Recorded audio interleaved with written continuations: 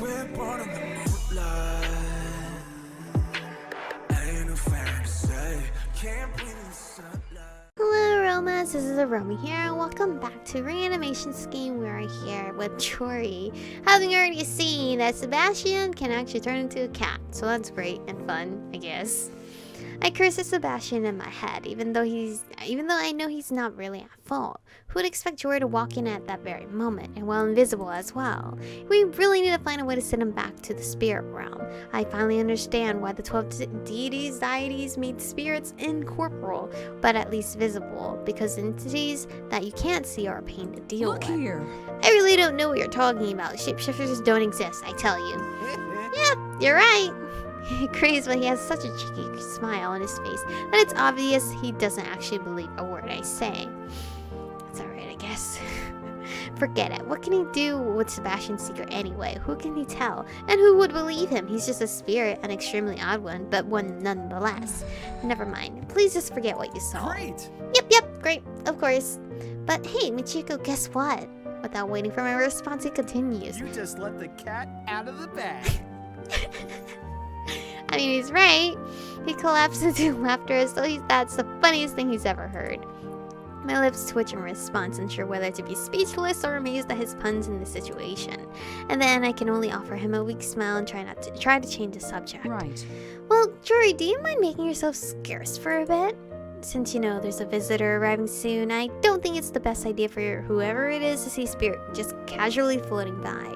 He recollects himself, wiping some non-existent tears away from the corners of his eyes before grinning at me with a playful salute. Ah, yes. Right.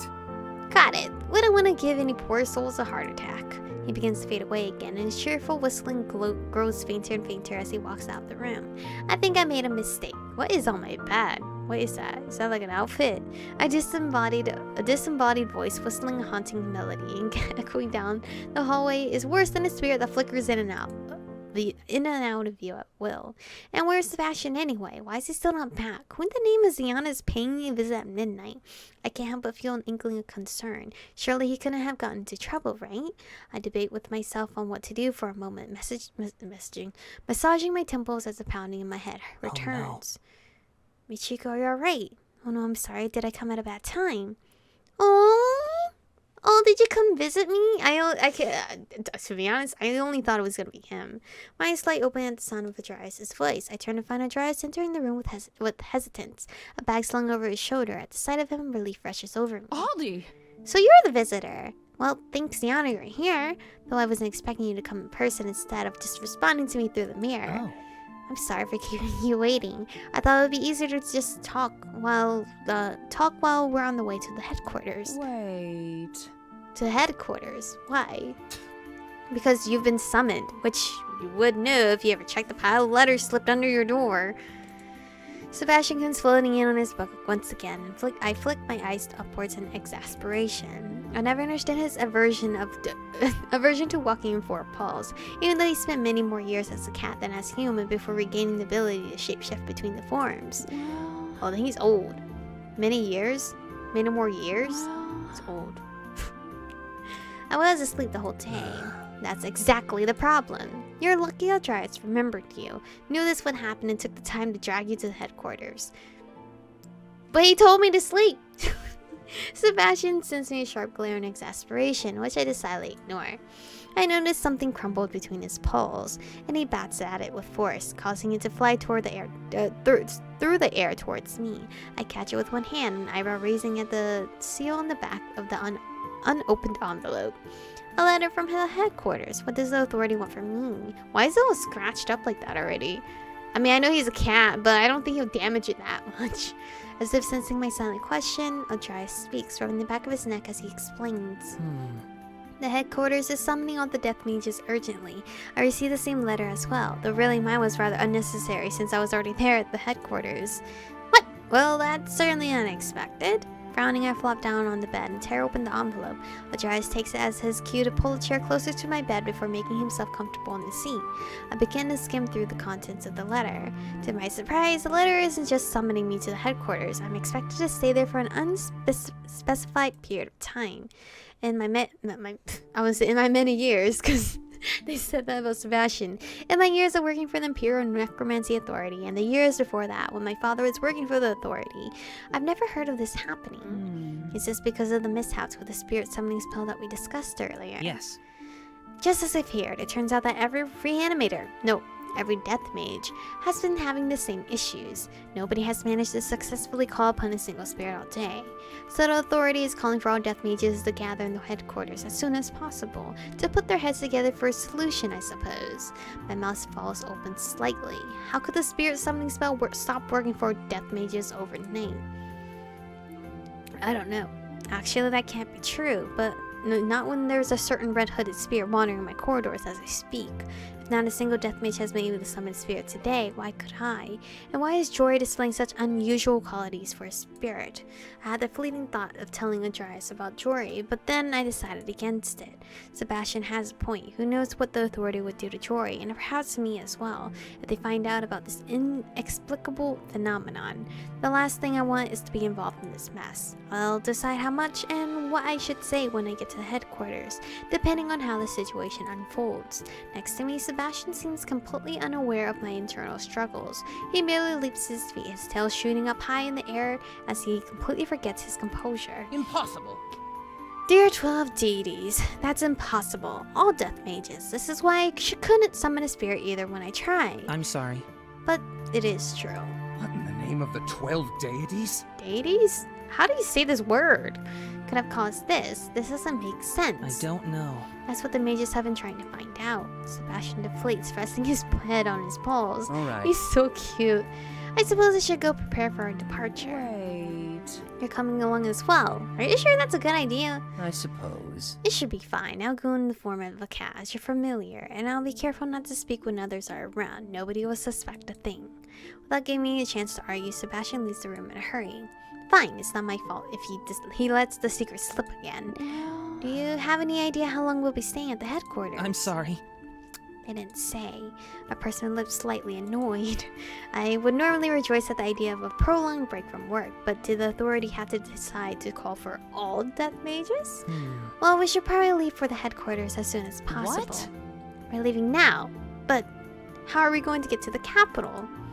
Adrias tilts his head and lifts his hand to his chin, clearly not following my train of thought. Aldrius? Aldrius is his name. Do you know what time it is? We would have to walk all the way to Killereth for the nearest teleportation square. A thought suddenly occurs to me, and I look Aldrius up and down, only just noticing the mud clinging to the corner of his coat. Wait. Speaking of that, did you actually walk here? Oh, yes, but it's not too far of a walk. Not too far. I mentally recall the hour it took to get to Killereth last month when I had to purchase supplies, and that was by horse. I don't want to imagine how long it'd take to get there by foot. Well... Even so, we won't be able to get to the capital. Aldrius? At Aldrius' blank stare, I can't help but get a slight shake of my head. For someone so intelligent, he sure can be scatterbrained sometimes. Aldi. The teleportation squares outside of the major cities close their services at midnight, remember? So did he physically walk all the way here? Oh no. Oh, I'm so sorry. You're right. I forgot. Then shall we rest for the night and leave first thing in the morning? I make a small face at the second half of his suggestion, but I have no choice but to nod with a sigh. Alright, well, you can stay in one of the spare bedrooms tonight if you like. You can take your pick. Oh. Hopefully Troy is in there. Oh, that would be great. Thank you. In that case, I'll go find myself a room then. He moves to leave the room, but I call out his name, giving him a pause. Aldrius? Wait, Aldrius? Aldrius, I gotta remember, at least for the remaining demo. Oh. Yes, Michika, what is it? Oh, what the fuck? How's the situation at the headquarters? Is it possible to not go to the headquarters? Are you alright? You look a bit anxious. Let's not talk about the headquarters first of all. I kind of have like a slight... I slightly panicked because I saw my phone that work called me, but today's my off day, so I'm not going in. You're alright, you look a bit anxious. Let's ask about him. Let's know about him. I eye him in concern. It hasn't escaped my notice that he has bitten his lip at least 5 times during our conversation, which has always been a dead giveaway that he's troubled by something. Oh. Oh, he's so cute, blushing. Aldrius? Shit, can you say your name again? Fuck. Aldrius, I believe. Hands flutter about as though he's not quite sure what to do with them, and a faint shade of pink spreads across his cheeks. He shifts his gaze away before answering. Thank you. I'm fine, thank you for asking. I'm just worried about everything that has been going on. The answer doesn't really surprise me. He has always liked to take things upon his own shoulders, even when they aren't his responsibilities. About being unable to summon spirits. But more than that, he hesitates. His lower lip disappearing between his teeth again, and work has left me a voicemail, so I'm like, I'm not ready to listen to that after this recording. And his eyebrows drawing together. He seems to bite back a few words before sighing. Well, I just hope the authority contained the news among the necromancers. This could be bad if the people caught wind of this. What do you mean? Imagine finding out that none of the death mages can reach the spirit of your deceased loved ones. People are going to panic. That's true, because don't they get summoned to, Wait, let me read the information again. Tasked with the job of reanimating the corpse of the recently deceased to help them fulfill their last wishes. So, but the thing is, they said the mom wished for Jory back. So, is he just fulfilling whatever his mother wished? Left? Like her last wish? And then he disappears? I don't understand. And blame the death mages. Audrius gives a small cough and looks away, which I take as a confirmation. I scowl, folding my arms across my chest. Right. Of course they would. If not for the death mages, they wouldn't even be able to see their deceased family and friends one last time in the first place. Audrius doesn't comment, pressing his lips together. A few moments later, the corner of his mouth turned up into a gentle, hopeful smile. I could be wrong. Perhaps they won't. I'm sure it'll turn out fine. I think they would panic. They're gonna be like, where the fuck is my loved one? The authority has hundreds of mages working on a solution as we speak. But is it gonna get to the point where they actually have to make a public announcement of what's going on? I shrug, not quite sharing his optimism. Don't worry, the authority has it under control, I'm sure. Well, Tell yourself that. I wasn't the one worried. You were. He blinks and then chuckles, his eyes twinkling with slight amusement. Yes, you're right. It's silly of me to worry. Well, thank you for asking about me, Michiko. I appreciate it. He dips his head then, raising his hand to his mouth to cover a small yawn. Excuse me. Sorry about that. I shoot him a concerned look, my gaze lingering on the dark circles framing the bottom of his eyes. You look tired. Have you been staying up all night reading again lately? Sorry. You know I lose track of time. Typical Aldrius. I roll my eyes with a sigh and begin shooting him out of my room. Aldi. Not shooting, sorry. Aldi. You go get some rest. You need it. Aldrius? Fuck. Forgot already. Smiles at me again with a nod. It doesn't help she's calling him that and then calling him Aldi. So it's like Well, then I'm going to turn in for the night. Good night, Michiko. Aldrius. Good night, Aldrius. He backs out of the room, thoughtfully pulling the door closed behind him. I flop backwards on the bed with a sigh, spreading my arms out as I sink into the comfortable mattress. The headquarters of the Imperial Necromancy Authority. How long has it been since I was last there? 4 years, maybe more. It's certainly going to be interesting. I give another sigh and let my eyes flutter shut, pushing all errant thoughts away from my mind. It doesn't take long before I succumb to the sweet oblivion of sleep. Oh, we're on chapter 2 already? Holy shit. The headquarters. Oh, I should save here so I can... Oh my god, you look so cute in your new outfit! I had a yawn as I enter the headquarters building. He is so cute! But I'm gonna end it here, so I'm gonna see what work left me a voicemail about, and then I'm gonna continue on to the next episode. So, thank you guys for watching, stay beautiful, and I'll see you guys in the next one.